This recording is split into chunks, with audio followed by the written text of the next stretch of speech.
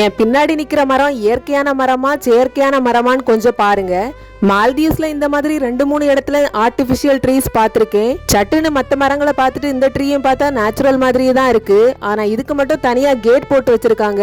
நான் பார்த்த இந்த ஆர்டிபிஷியல் ட்ரீஸ் எல்லாமே இந்த பார்க் பக்கத்துல தான் வச்சிருந்தாங்க. அதனால ஒருவேளை அழகுக்கு தான் வச்சிருக்காங்கன்னு நினைச்சிட்டேன். அதுக்கப்புறம் தான் நம்ம கொஞ்சம் கூர்ந்து கவனிச்சோன்னா தான் அதுல தெரியும் ஒயர் எல்லாம் இருக்கு, ஒரு மாதிரி கேபிள் இந்த மாதிரி எல்லாம் நிறைய இருக்குன்னு.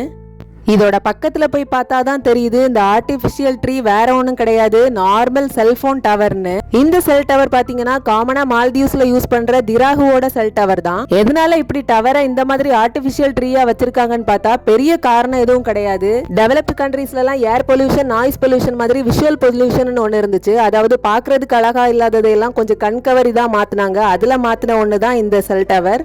நீங்க இந்த மாதிரி டவரை பார்த்திருக்கீங்களா? இல்ல இதுக்கு மேல உங்களுக்கு இதை பத்தி இன்ஃபர்மேஷன் தெரிஞ்சா கீழே கமெண்ட் பண்ணுங்க.